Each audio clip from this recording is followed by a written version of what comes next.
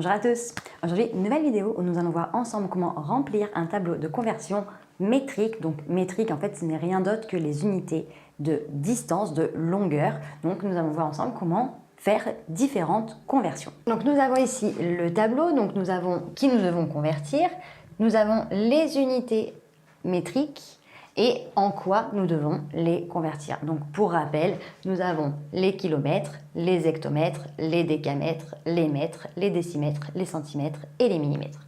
Donc, pour remplir ce type de tableau, c'est pas bien compliqué. La première chose à savoir, c'est de connaître dans l'ordre les unités de mesure, les unités de distance. Donc une fois que je connais ça et que j'arrive à remettre en place mon tableau, il me suffit de prendre les valeurs, de les mettre là-dedans et après, en fonction de en quoi je dois les convertir, il va s'agir tout simplement de déplacer ma virgule, de rajouter des zéros. Donc là, pas grand-chose. 126 cm, donc si c'est 126 cm, ça veut dire que c'est 126 cm. Donc en gros, le dernier chiffre, il est dans la case centimètres. Donc là, je vais me positionner ici pour 6. Et vu que c'est 126, il y a le 2 devant et le 1 encore devant.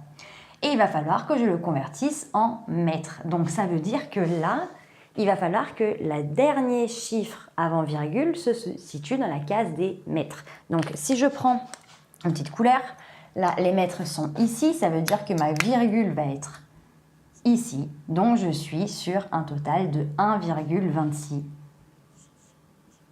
mètres. En ce qui concerne la deuxième ligne, 0,041 km, et ben ça veut dire tout simplement que la virgule se situe dans la case des kilomètres, donc en gros ici. Donc initialement, je suis à 0,041, donc 0,41. Il va falloir que je détermine ça fait combien de mètres. Donc ça veut dire que cette virgule-là, elle va se décaler pour se mettre là. Donc, vu que les chiffres avant 41 sont des zéros, ils ne m'intéressent plus. Les chiffres après, concrètement, il n'y en a pas hors zéro, donc c'est comme s'il n'y en avait pas. Donc, il y a 41 mètres. Pour 21 mètres, ça veut dire que 21, le 1 est dans la case des mètres. Parce qu'en fait, à chaque fois, c'est le dernier chiffre avant la virgule qui se trouve dans la case de l'unité qu'il y a écrit derrière. Donc ici, j'avais 126, là il y a la virgule, donc 6 est dans la case des centimètres. Là j'ai une virgule, donc le chiffre avant elle se trouve dans la case des kilomètres. Ici j'ai pas de virgule, donc si j'ai 21 c'est un entier, ça veut dire que j'ai 21, quelque chose, donc ma virgule serait ici. Donc ça veut dire que tout simplement j'ai 21, donc 1 est dans la case des mètres. Donc je vais mettre ici 21, et il faut que ce soit en centimètres. Donc vu que les mètres sont plus grands que les centimètres, ça veut dire que, bon ben là, c'est comme si je décalais ma virgule, que je la mettais ici, dans la case des centimètres.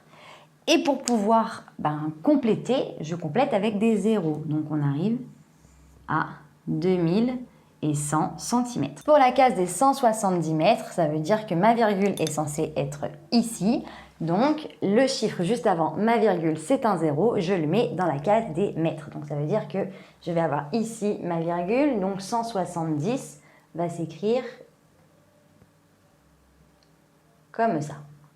Et il va falloir que je le transforme en kilomètres, donc cette fois-ci en une base plus grande. Donc là, les kilomètres sont ici, ça veut dire que ma virgule va se situer dans la case des kilomètres, donc en gros ici. Je vais devoir mettre un 0 avant, sinon ça n'a aucun intérêt. Un peu gros mon 0. Et donc 0,170 km, ou tout simplement, vu qu'il n'y a pas d'autres chiffres, je peux me séparer de celui-là qui n'a pas trop d'intérêt. Et je peux marquer 0,17 km. Et pour le dernier, nous avons ici 0,17 mètres. La virgule va se trouver dans la case des mètres. Je vais avoir 0,17 mètres. Et il faut que je le transforme en centimètres. Donc ma virgule va se décaler de 1 puis 2. Donc je vais me retrouver ici.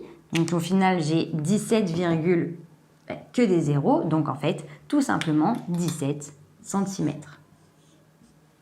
Donc voilà, j'espère que cette vidéo t'a plu et t'a permis de mieux comprendre comment remplir un tableau de conversion. Si tu as la moindre question, n'hésite pas à me la noter en commentaire, je me ferai un plaisir de t'y répondre. Pour nous rejoindre, si ce n'est pas déjà fait sur YouTube, il te suffit d'activer la petite cloche et sur Internet et les différents réseaux sociaux. Nous sommes sur Facebook, Instagram et sur Snapchat. On te met tout en barre d'infos pour que tu ne rates aucune information. Et d'ici une très prochaine vidéo, je te dis à très bientôt. Salut!